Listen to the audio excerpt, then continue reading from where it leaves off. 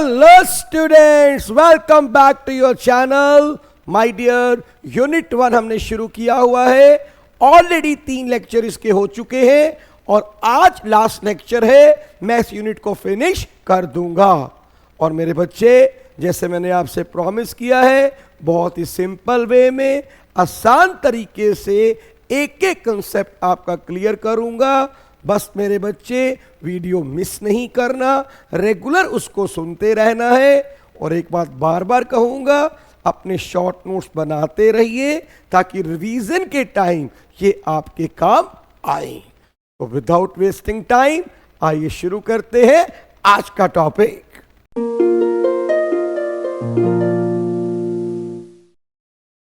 Hello students, तो आइए शुरू करते हैं आज का टॉपिक. आज हम सबसे पहले डिस्कस करेंगे functions of management. My dear, management के 5 मेजर फंक्शन होते हैं: planning, organizing, staffing, directing and controlling.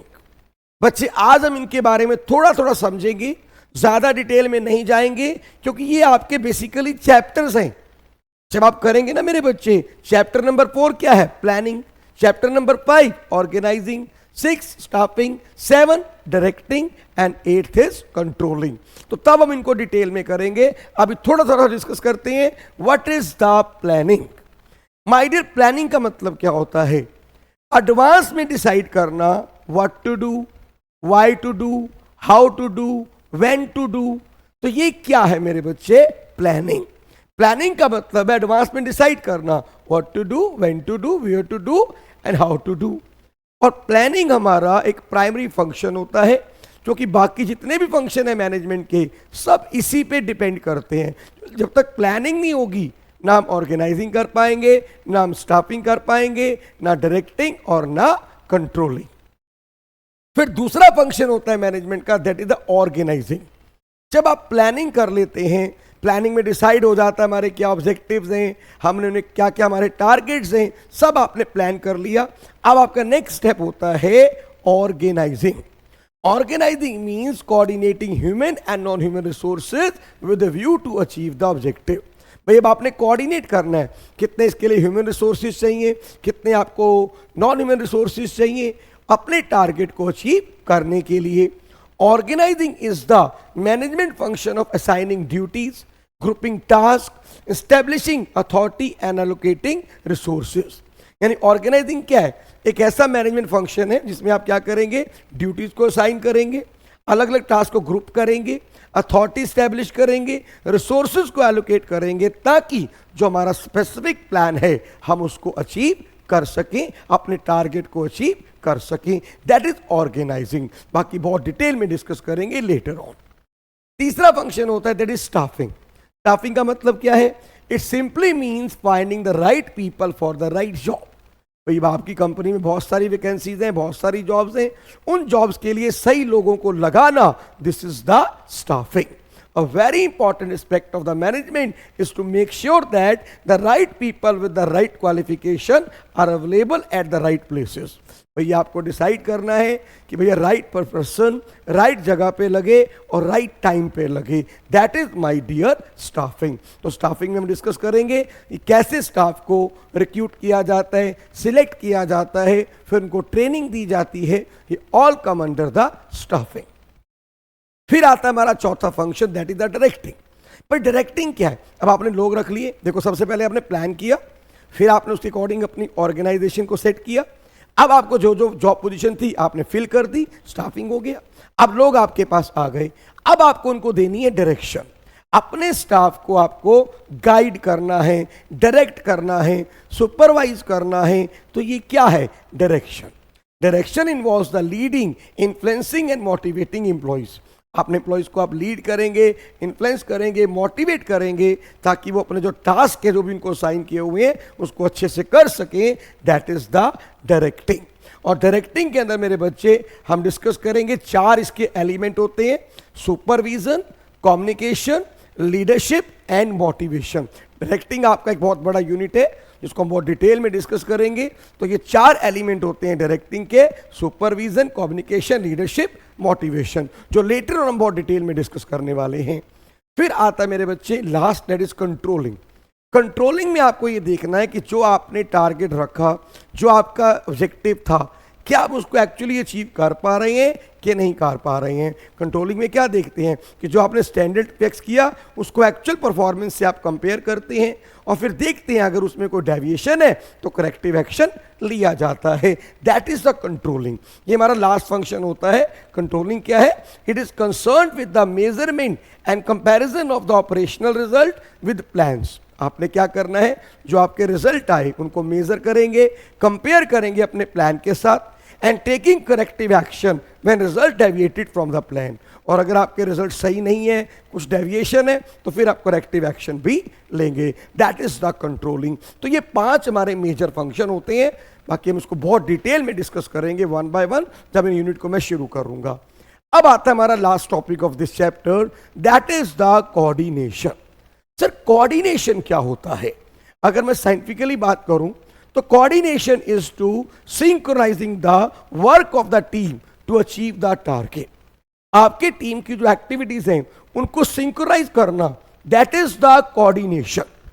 देखो आज की डेट में आप देखो कंपनी के अंदर अलग अलग डिपार्टमेंट्स होते हैं, बहुत सारे फंक्शंस हो रहे होते हैं, तो उनको कोऑर्डिनेट करना बहुत ज़्यादा ज़रूरी होता है।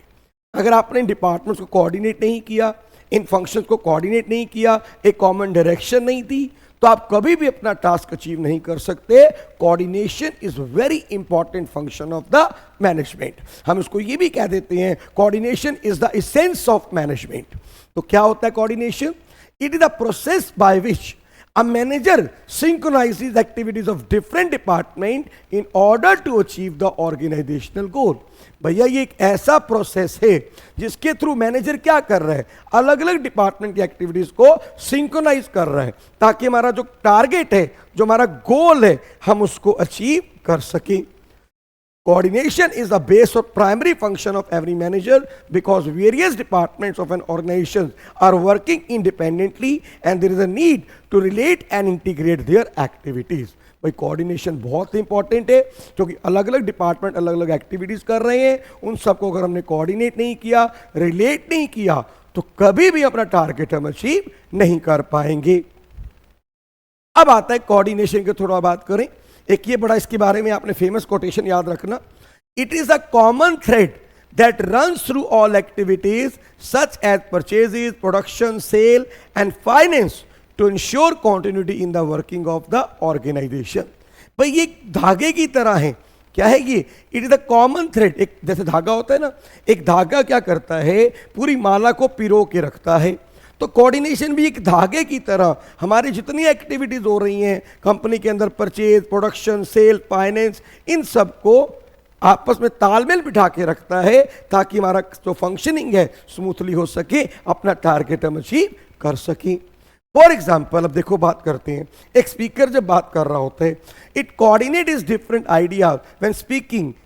अब एक स्पीकर जब बात कर रहा होता है ना, उसके दिमाग में क्या चल रहा है, उसके मुंह से क्या निकल रहा है, उसकी बॉडी लैंग्वेज क्या कर रहा है, वो सबको कोऑर्डिनेट करके चल रहा है, तभी आप उस स्पीकर को बड़े अच्छे से सुनते हो। ऐसे जब एक स्विमर स्विमिंग करता है तो अपने डिफरेंट पार्ट्स जो होते हैं बॉडी के, उनको कोऑर्डिनेट करके मूव करता है, कभी पैर चला रहा है, हाथ चला रहा है, प्रॉपर कोऑर्डिनेशन है, तभी वो स्विमिंग अच्छे से कर पा रहा है। तो ऐसे ही कंपनी में जब प्रॉपर कोऑर्डिनेशन होता है तो वो अच्छे से काम करती है। All function of management, that is planning, organizing, staffing, controlling, directing, will be of no use if there is no coordination। तो ये सारे के सारे फंक्शन धरे के धरे रह जाएंगे अगर कोई कोऑर्डिनेशन नहीं है। तो कोऑर्डिनेशन रियली रिक्वायर्ड। अब बात करते हैं फीचर्स क्या होती हैं कोऑर्डिनेशन की। सबसे पहले feature, coordination integrates group effort. भाई मकसद क्या है कोऑर्डिनेशन का? भाई आप अलग अलग ग्रुप में काम कर रहे हैं, कोऑर्डिनेशन यूनिफाइज अनरिलेटेड और diverse interest into purposeful work activity. ये आप देखो ना, कंपनी के अंदर बहुत अलग अलग डिपार्टमेंट होते हैं, सारे अलग अलग काम कर रहे होते हैं, उनको एक कॉमन डायरेक्शन दी जाती है through the coordination. It gives a common focus to group effort to ensure that performance is as it was planned and scheduled. तो कोऑर्डिनेशन के थ्रू हमने क्या देखना है कि काम वैसे हो रहा है जो हमने प्लान किया था या नहीं हो रहा है। तो that is a coordination. Then coordination ensure unity of action। पहला काम क्या है, सारे ग्रुप एफर्ट्स को इंटीग्रेट करना है। Then coordination ensure unity of action. Main purpose क्या है कोऑर्डिनेशन का? The purpose of coordination is to secure unity of action in the realization of a common purpose. कि आपकी कंपनी में देखो ना, बहुत सारे अलग अलग काम हो रहे होते हैं, जैसे कि हमारा प्रोडक्शन डिपार्टमेंट कुछ और कर रहा है, जो परचेज डिपार्टमेंट है वो कुछ और कर रहा है, फाइनेंस डिपार्टमेंट की एक्टिविटीज़ कुछ और है, मार्केटिंग डिपार्टमेंट की एक्टिविटीज़ कुछ और है। लेकिन कोऑर्डिनेशन का मकसद क्या है? इन सबको कॉमन डायरेक्शन देना। आप देखो, अब सपोज करो प्रोडक्शन वाले डिपार्टमेंट ने अगर परचेज डिपार्टमेंट से कोऑर्डिनेट नहीं किया तो टाइम पे उनको रॉ मटेरियल नहीं मिलेगा। प्रोडक्शन वाले के साथ अगर मार्केटिंग वाले ने कोऑर्डिनेट नहीं किया तो टाइम पे वो अपने टारगेट को अचीव नहीं कर पाएंगे। तो मार्केटिंग वाले को प्रोडक्शन वाले से कोऑर्डिनेट करना है, प्रोडक्शन वाले को परचेज वाले से करना है, और फाइनेंस डिपार्टमेंट को भी इन सब से कोऑर्डिनेट करके चलना है। यानी क्या करना है, सब एक्शन को क्या देना है, यूनिटी ऑफ एक्शन, यानी कॉमन डायरेक्शन में भेजना है थ्रू कोऑर्डिनेशन, ताकि हम ग्रुप गोल को अचीव कर सकें। Then coordination is a continuous process.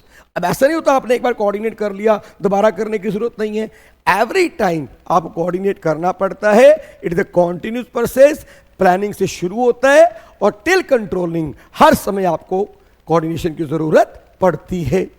Coordination is all pervasive function.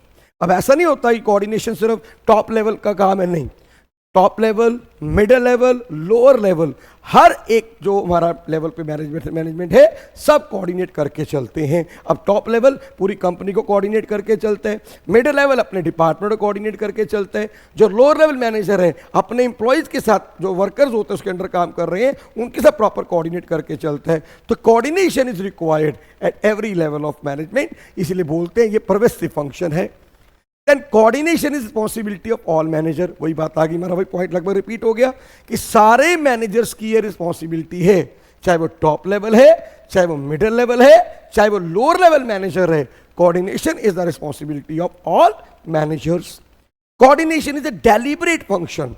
भैया ये ऑप्शन नहीं है, ये डेलिबरेट फंक्शन है, करना ही पड़ेगा। अगर आप ये नहीं करोगे तो कभी भी अपने गोल को अचीव नहीं कर पाओगे। डेलिब्रेट का मतलब क्या होता है कि करना ही है, जानबूझ के करना है, कॉन्शियसली करना है। ऐसा नहीं कोऑर्डिनेशन आप सोच के कर रहे हो, ऑप्शनल नहीं है ये।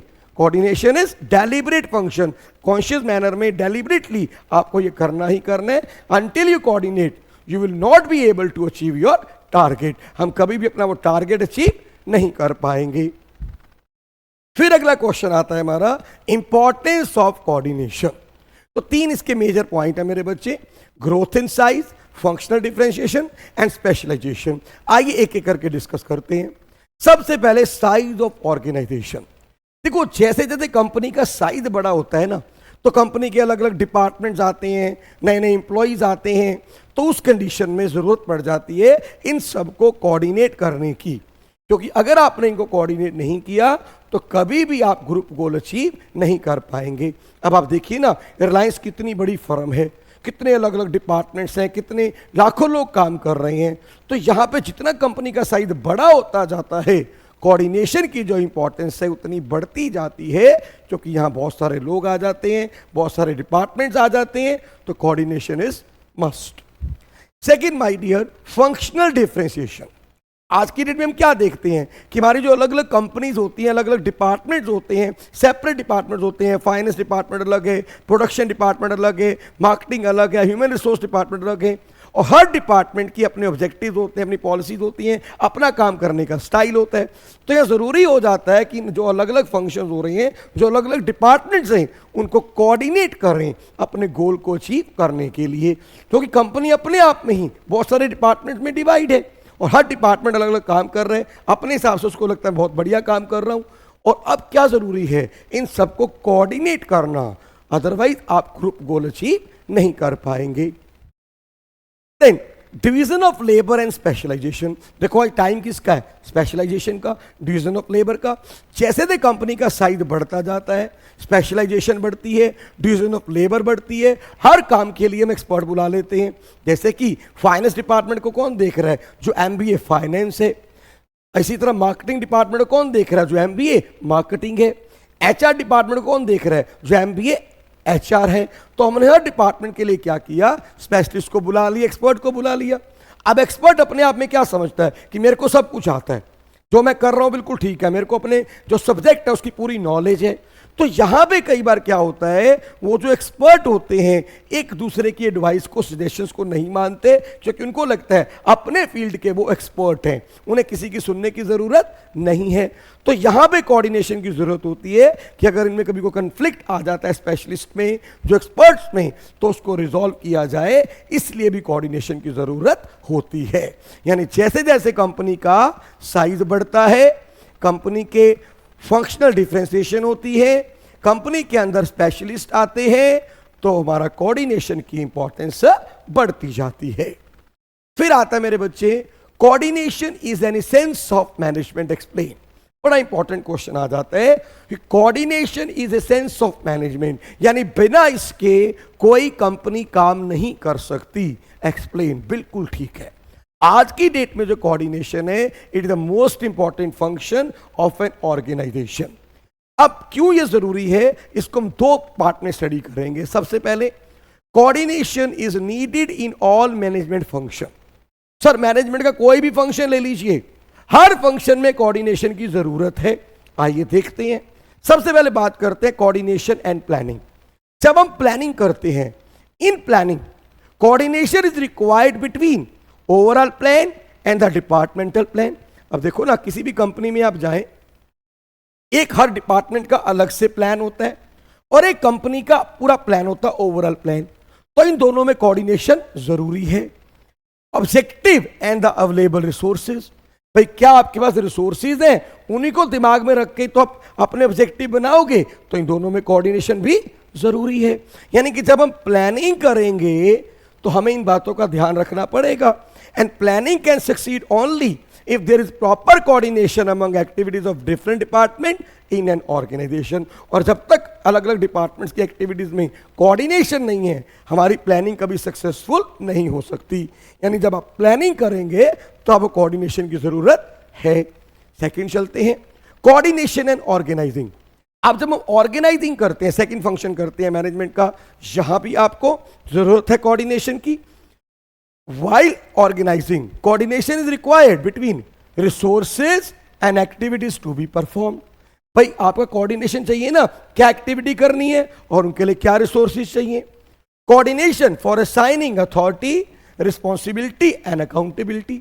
भैया कोऑर्डिनेशन होना चाहिए ना, किसको क्या रिस्पॉन्सिबिलिटी दे रहे हो, उस हिसाब से उसको क्या आप अथॉरिटी दे रहे हो, और फिर क्या उसकी आंसरेबिलिटी है, क्या अकाउंटेबिलिटी है, इनमें प्रॉपर कोऑर्डिनेशन चाहिए। While organizing, there has to be proper coordination between authority and responsibility। आपने ध्यान रखने, अथॉरिटी रिस्पॉन्सिबिलिटी में प्रॉपर क्या होना चाहिए, कोऑर्डिनेशन होना चाहिए। अब एक बंदे को आपने अथॉरिटी तो बहुत कम दी और रिस्पॉन्सिबिलिटी बहुत ज़्यादा दे दी, तो वो कैसे काम करेगा। या आपने कई बार अथॉरिटी बहुत ज़्यादा दे दी, रिस्पॉन्सिबिलिटी बहुत थोड़ी सी है, तो ऐसा नहीं होना चाहिए, प्रॉपर कोऑर्डिनेशन होना चाहिए। देन आगे चलते हैं, कोऑर्डिनेशन एंड स्टाफिंग। अब जब स्टाफिंग फंक्शन हम परफॉर्म करेंगे, again coordination is required. Coordination is required between skill of the worker and job assigned. अब जो आप उसको जॉब दे रहे हो, उसके अकॉर्डिंग उसमें वही स्किल होना चाहिए कि नहीं, कोऑर्डिनेशन चाहिए कि जो जॉब है उसकी तरह वह स्किल होना चाहिए। Coordination between efficiency of the worker and compensation. जितनी उसकी एफिशिएंसी है उस हिसाब से आपको उसको सैलरी देनी चाहिए, कंपनसेशन देना चाहिए। There must be coordination. It is only through coordination that an effective balance is maintained between ability of employee and nature of job assigned to them। तो ये कोऑर्डिनेशन है जिसके थ्रू हम बैलेंस बना पाते हैं कि भैया एम्प्लॉय को कौन सी जॉब मिल रही है और क्या उसकी एफिशिएंसी है।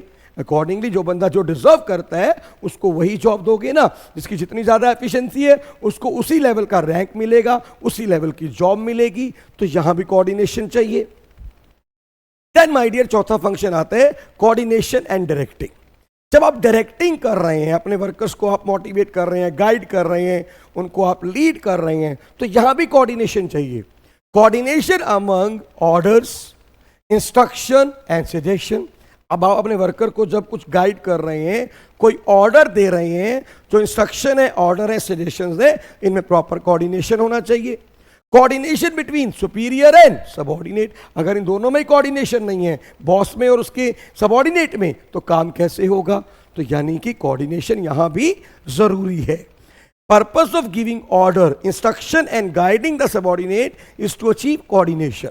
अब एक जो मैनेजर है अपने वर्कर को ऑर्डर दे रहा है, इंस्ट्रक्शन दे रहा है, गाइड कर रहा है, क्यों कर रहा है? ताकि हम कोऑर्डिनेशन अचीव कर सके उनकी अलग अलग एक्टिविटीज में, ताकि हम ग्रुप गोल को अचीव, कंपनी के ऑब्जेक्टिव को अचीव कर सकें। फिर आता है लास्ट हमारा function, that is coordination and controlling. भाई जब हम कंट्रोलिंग करते हैं, again coordination is required between the standard and actual performance. भाई जो स्टैंडर्ड आपने फिक्स किया, जो एक्चुअल परफॉर्मेंस है, दोनों में कोऑर्डिनेशन होना चाहिए। Between correction of deviation and achievement of objective. जब आपने कोई करेक्शन किया, डेविएशन अगर आई, आपने उन्हें करेक्ट किया, कोई एक्शन लिया, और जो आपने ऑब्जेक्टिव अचीव किया, इनमें भी कोऑर्डिनेशन होना चाहिए। तो controlling manager can note that whether the activities are going according to plan or not. If manager find that performance is not according to plan, then he will immediately take remedial measure. By doing so, he will bring about coordination. Simple सी बात है ना। जब controlling करता है manager, क्या देखता है कि काम एज पर स्टैंडर्ड हो रहा है कि नहीं हो रहा, और अगर उसमें कोई डेविएशन है तो वो करेक्टिव एक्शन लेता है ताकि हम उसको ठीक कर सके और पूरा कोऑर्डिनेशन मेंटेन हो सके। तो यानी कि अब आपने देखा कि coordination is required in all function of the management. Second, coordination is needed at all level. अब अगर हम लेवल्स की बात करें, कंपनी के अंदर 3 लेवल होते हैं, मैंने आपको लास्ट लेक्चर में बताया था, top level, middle level, lower level. तो कोऑर्डिनेशन हर लेवल पे जरूरी है। अब जो टॉप लेवल है, it require coordination to integrate all the activities of the organization and lead to the effort of all the individual in one common direction. अब top level को क्या देखना है कि जितनी भी एक्टिविटीज हो रही हैं कंपनी के अंदर, उन सबको प्रॉपर कोऑर्डिनेट किया जा रहा है कि नहीं किया जा रहा, इंटीग्रेट किया जा रहा है कि नहीं किया जा रहा, उन्हें कॉमन डायरेक्शन दी जा रही है कि नहीं दी जा रही। इसी तरह जो मिडिल लेवल है वो क्या करेगा, coordination is required at middle level to balance the activities of different department. जो मिडिल लेवल मैनेजर है अपने अपने डिपार्टमेंट की एक्टिविटी को कोऑर्डिनेट करेगा और दूसरे डिपार्टमेंट के साथ भी कोऑर्डिनेट करेगा। जैसे प्रोडक्शन डिपार्टमेंट है, वो परचेज डिपार्टमेंट के साथ कोऑर्डिनेट भी करेगा, मार्केटिंग डिपार्टमेंट के साथ भी कोऑर्डिनेट करेगा। And the lower level requires coordination to integrate the activity of workers. अब जो लोअर लेवल मैनेजर है वो क्या करेगा, अपने जो वर्कर्स हैं उसके अंदर काम कर रहे हैं, उनकी एक्टिविटी को कोऑर्डिनेट करेगा ताकि टाइमली हम अपना जो ऑब्जेक्टिव है कंपनी का उसको अचीव कर सके। यानी coordination is needed at all level. तो यहां से हम कंक्लूड करते हैं, yes sir, coordination is the essence of management. तो माय डियर, इसी के साथ हमारा जो यूनिट है ये कंप्लीट हुआ। नेक्स्ट लेक्चर में मैं यूनिट 2 शुरू करूंगा। बस मेरे बच्चे रेगुलरली इसको सुनते जाइए, और आपको लेक्चर अच्छे लग रहे हैं तो प्लीज अपने फ्रेंड के साथ जरूर शेयर कीजिए ताकि वो भी इसका बेनिफिट उठा सके। तो थैंक यू वेरी मच मेरे बच्चे, गॉड ब्लेस यू ऑल। तो मिलते हैं ब्रेक के बाद।